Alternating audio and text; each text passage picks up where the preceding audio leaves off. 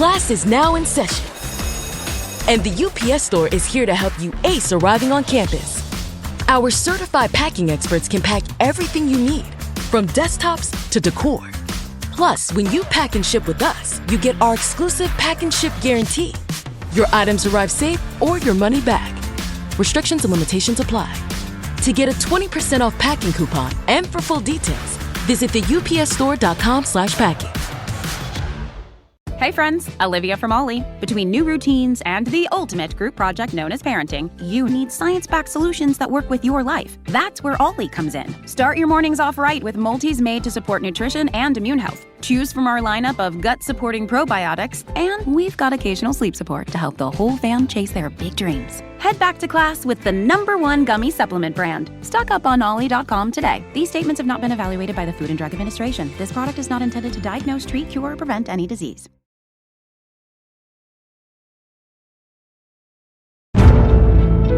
Welcome to The Hypnotist, the show that gives you inside access to cutting-edge hypnosis with real clients facing genuine issues. Brought to you by the hypnotherapist demanded by celebrities, CEOs, and even royalty, Adam Cox. These recordings took place live from Adam's clinic in London's world-famous Harley Street. So, get yourself comfortable and enjoy today's episode of The Hypnotist.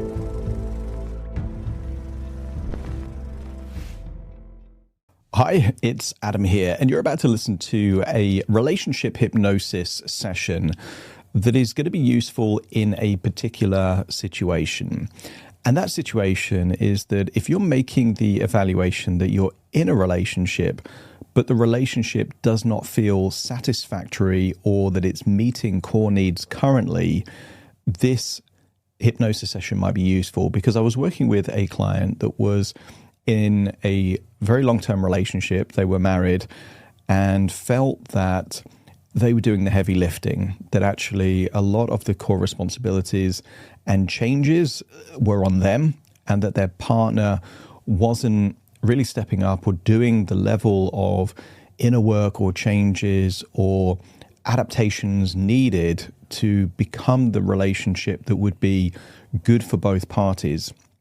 One of my philosophies when it comes to anything, whether it's a business idea, whether it's a project, a goal, or a relationship or a friendship, is that you mend it before you end it. But, and it's a crucial caveat, if you try and mend it and you can't mend it, then not ending it means that you're settling. And I don't think it's a good idea to settle, because it can lead to resentment, frustration, and there's an opportunity cost. Because if you're deploying your resources, even if that's time or commitment, to one thing, that can come at a cost to all of the other opportunities that you have. So my philosophy is that you attempt to mend it. And if you can, great. Then you have an improved whatever the thing is, business, goal, investment, relationship. If you can't, then it does make sense to end it. But it does not make sense to end it irrationally or just on a whim. And therefore, preparation is a very useful element, because the preparation means that if you do end a relationship, you're ending it with a sense of mental preparation, but also logistical preparation as to what comes next. Now, that's why this hypnosis session uses the metaphor of a lifeboat, because most ships, large boats, think of a cruise ship, think of a liner, a ferry, they all have lifeboats. And that's not because they want this ship to sink, and it's not even because they're expecting it to sink or be damaged. It's just that if something happens, it can be very useful in that particular circumstance. For example, the only people that survived the Titanic hitting the lifeboat, the iceberg, were those that managed to find their way onto a lifeboat. So that is a very useful metaphor. What this session really does is two key things. It allows you to accept the relationship exactly as it is, not better, not worse, just as it actually is, not what you hope it to be, not what it could be, but as it is right now. And then it allows you to be prepared and open-minded for the relationship to improve, and you can influence that. but equally an acceptance that if it can't approve, it makes sense to prepare for a future where you're not in that relationship anymore. And in doing so, it gives you optionality. Options don't obligate you.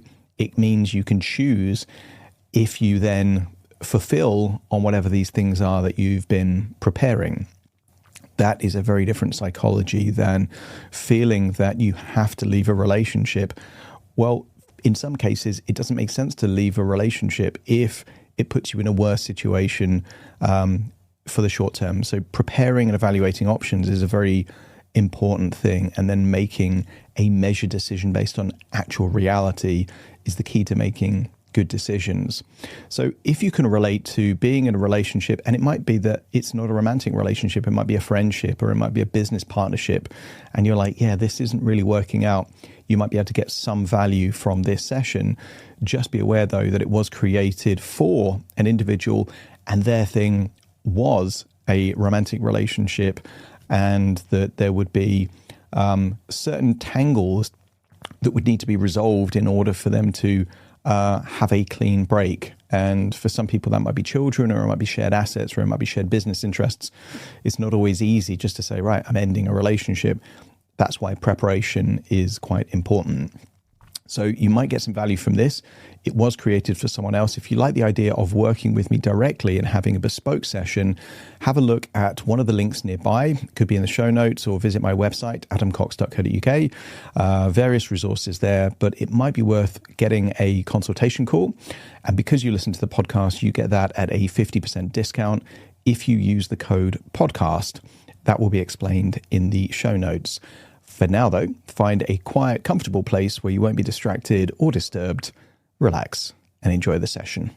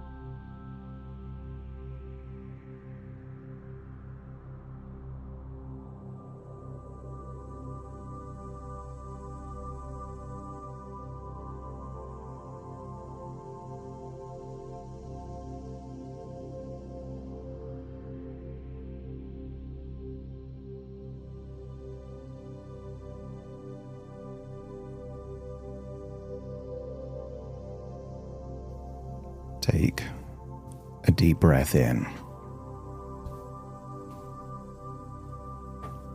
and as you breathe in that resourceful feeling of calm and relaxation. And as you exhale, isn't it time to release all that you've been holding onto within? Frustrations and guilt, tension and stress. Allow every outward breath to be the release valve.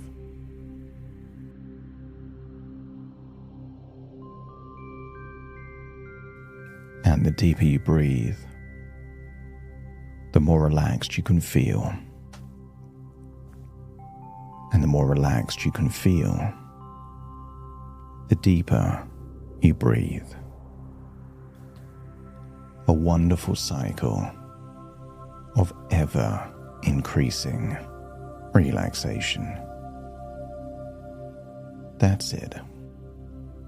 Deeper and more relaxed now.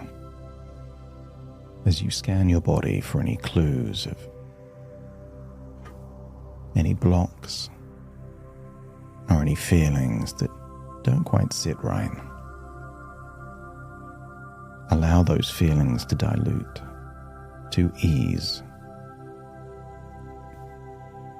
Breathing in a resourceful feeling of relaxation. And as you breathe out, allow your body to release. You can let your shoulders lower your jaw relax. Your mind can naturally become quieter. No decisions to make now. No big choices. Just allowing yourself to ease into a place of wonderful relaxation. And the more your body relaxes, the more your imagination can awaken. And I want you to imagine perhaps a sea or an ocean. And imagine you're there at sunrise. Imagine the time of year is towards the end of winter. Spring is approaching. The rising sun reveals what darkness once concealed. Light does not create reality. Light simply allows you to see what was already there.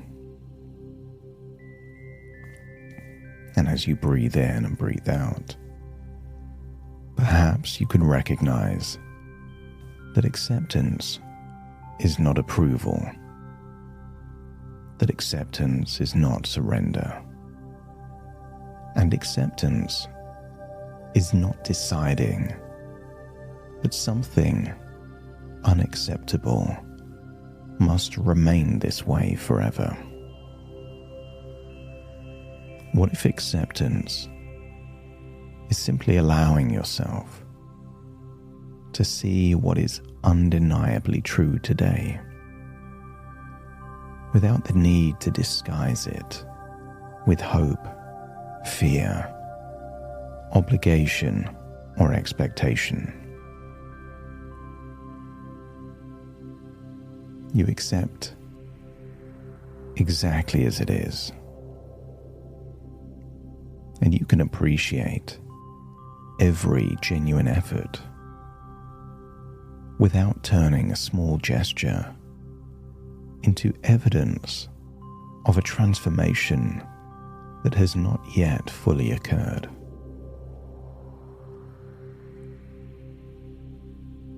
You can listen to words while trusting patterns, and you can remain open to change without depending upon that change.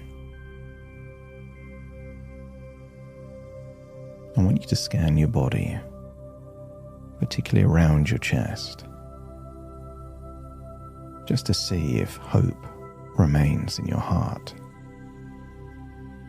And you can allow hope to remain without it having the power to distort your ability to make accurate, real evaluations about reality. Imagine that sun rising up, and as that morning light spreads across the water, I want you to imagine a large ship resting in the harbor. And I wonder if this large ship could represent the relationship as it currently exists. Not the ship you once imagined, and not the ship someone promised it could be, and not even the ship you might still wish or hope that it can be. I want you to imagine the ship as it is. You can see its strengths, its history, everything it has done and everything it has carried. But you can also notice its cracks, its weight, and the places where one person may have been working so hard just to keep everything afloat.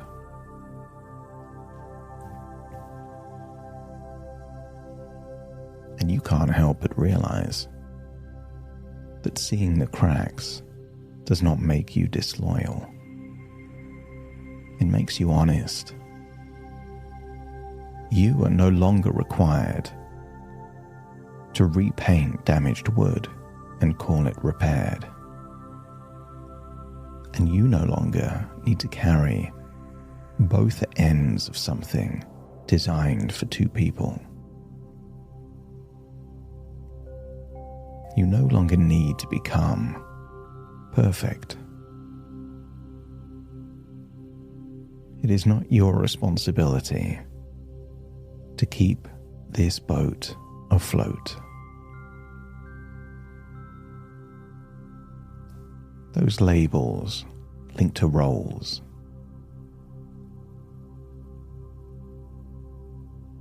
perhaps were placed around you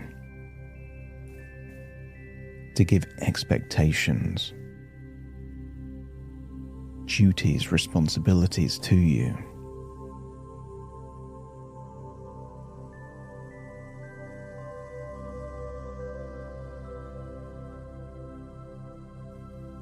But just because someone gives you clothes doesn't mean you ever liked wearing them or that they fitted perfectly. Perhaps in your mind, you can remove those labels, those ill-fitting clothes, one by one. The expectation to keep everyone happy. The responsibility for another adult's choices. The pressure to hold everything together. And any belief that your needs are unreasonable simply because someone else is unwilling or unable to meet them. Those old accessories, take them away, or imagine them as old sticky labels that you unpeel and throw them there on the beach or the harbour by the sea. Because beneath every role and every label, there is you. Not damaged goods, and not a supporting character in someone else's life, and not merely useful, dependable, or convenient.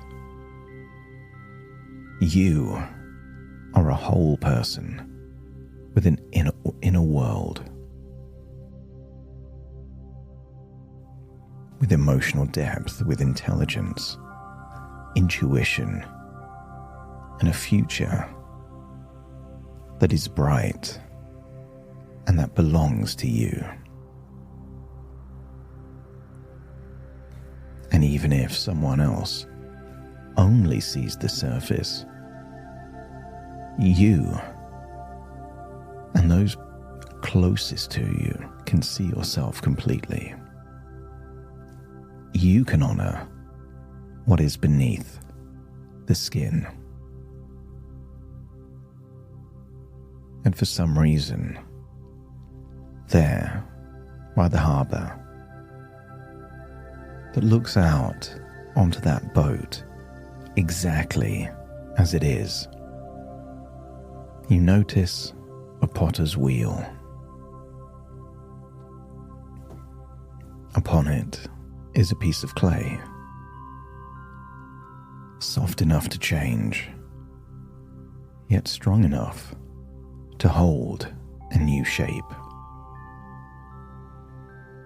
And you realize that your life is not fired and fixed. Your life is the soft, moldable clay, not the fixed object that comes later. It is still responsive beneath your hands. And while you can accept that you can't shape another person's clay, You can't force someone else to become more thoughtful, more emotionally available, or willing to change. That is their clay to mold. But your hands, they are resting upon your own life, and you can shape that.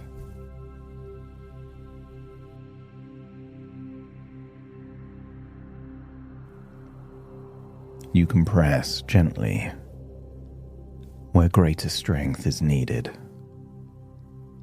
You can create space where there has been restriction. You can build firmer edges where boundaries belong. And as the wheel turns, you understand that you can't choose for another person, but you can always choose for yourself. Allow that truth to settle deeply into you, that you do not need permission to evolve, and you don't need agreement to prepare. And you don't even need to make a final decision today in order to begin creating choices. And as you turn back towards the ship, you notice something important secured there by its deck. A lifeboat. Every responsible ship carries one. And not because the captain intends the ship to sink, and not because disaster is inevitable, but because preparation creates safety, and safety creates freedom. I want you to imagine going out to the ship to create your lifeboat. Perhaps its strong outer shell represents emotional resilience, a feeling of certainty that whatever happens, you can and will cope. And maybe there's a compass aboard this lifeboat that represents your intuition, quietly distinguishing between what is merely familiar and what is genuinely right for you. Maybe there's a map or a sat-nav aboard representing practical knowledge, understanding the finances to business, the options, and all the possible routes ahead. There's provisions upon this lifeboat, and maybe they are your skills, qualifications, ideas, all the things that you are capable of doing. And maybe there is a communication system, a radio, or a satellite phone. And what if that represents connecting with those outside? Emotional support, resources, all the support available to you. This lifeboat has an engine. And what if that represents your willingness to act when action becomes necessary? There's even a small anchor in this lifeboat. And what if that represents your values, the principles that prevent you from being swept away by guilt, fear, or someone else's emotional reaction? Piece by piece, you prepare. Calmly, quietly, intelligently, knowing that preparing the lifeboat does not obligate you to use it, It simply means you are no longer trapped. You have an option without ever an obligation. And perhaps you can feel the difference between staying somewhere because you consciously choose it and remaining because you believe you have no alternative. A choice made from freedom feels different. A choice that's made from strength feels different. And you may even choose to remain while observing what genuinely changes. You may choose a different route when the time is right. Nobody has a crystal ball, and there may be wonderful surprises. You may discover possibilities not yet visible from where you currently stand. But whatever you eventually choose, it will be your choice. No ultimatum is required. No dramatic leap is necessary. No storm must be created. Isn't it better to prepare the lifeboat while the sea is calm? Better to have a lifeboat and never use it than feel that the ship is sinking and wish that you had one. And perhaps your unconscious mind can now begin identifying the next useful pieces of that lifeboat. Maybe it's just a conversation, or one boundary, one additional skill. Maybe it's logistical things only in your name. A practical piece of information. Registering for a course that could lead to a career or purpose that belongs to you. Knowing that you don't need the entire map before taking the first step. A compass does not show the whole journey, but it can point you in the right direction. Or perhaps, far away in the distance, you notice a lighthouse. And perhaps once you believed you needed someone else to become that lighthouse, to see you, guide you, and make you feel safe. But now the light is coming from within you. What if the lighthouse is your future self, guiding you in the very direction that is best for you? Steady, clear, dependable. You are becoming your own lighthouse before any storm arrives. You accept and illuminate reality rather than hiding from it. And you can guide yourself without ever abandoning yourself. You can allow others to respond to that light however they choose. And if someone grows and takes responsibility and meets you with genuine effort, you can trust that you will see it. And if they remain exactly as they are, you will see that too. You don't need to persuade, rescue, or carry them.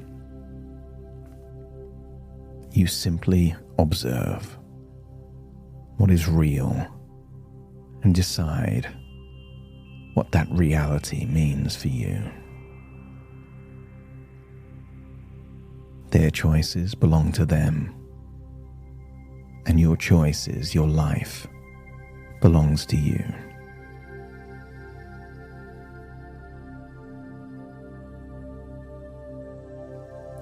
Maybe you can imagine yourself somewhere in the future, a version of you already operating that lighthouse. And maybe you appear calmer, clearer, and stronger. And your mind is no longer circling the same questions. There was a version of you that made the preparations, adapted to any changes, made decisions.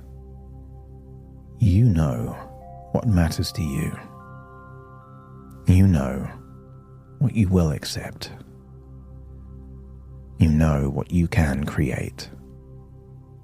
And you know that you can handle whatever future becomes real. And perhaps the original ship has changed, and both people are now carrying their share.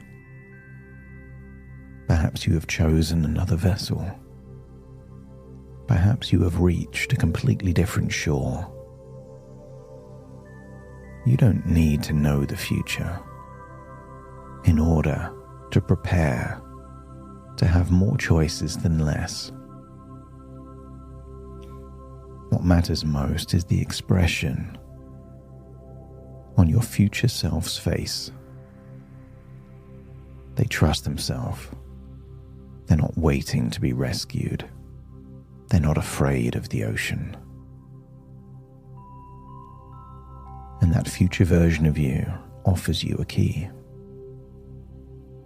The key is to the lifeboat, to a locked book and the next chapter.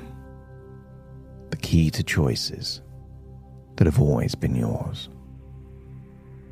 And as you accept that key, allow these truths to settle like seeds in soft soil deeply within you.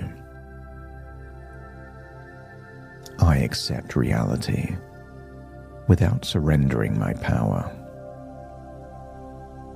I can remain open without remaining trapped. I am responsible for my choices, not another person's change. I can prepare without rushing. I can trust what I see, what I feel, and what I know. I am allowed to build a future of my own choosing. And whenever you need clarity, imagine that lighthouse, that compass, and that lifeboat. All are prepared, reminding you that you do not need to control the sea, to have confidence that you can navigate it. And you do not need certainty about the destination to begin preparing for the journey. And you do not need anyone else to change before you give yourself permission to change yourself. Take a deep breath in, and as you breathe out, connect with an increasing feeling of trust, confidence, and resolve. As very soon we will float back from a boat, from a harbor, from a shore, all the way back to the here and now, taking new ideas, new thoughts, new ways of thinking with you. So take a deep breath in through your nose and out through your nose. Wiggle your fingers, wiggle your toes, connect, calibrate into the here and the now as I now count from 1 to 10 to awaken you. Starting to count. 1, 2, 3, waking up. 4, 5, 6, more alert. 7, 8. Open your eyes, open your eyes. 9, 10. Wide awake, wide awake, wide awake.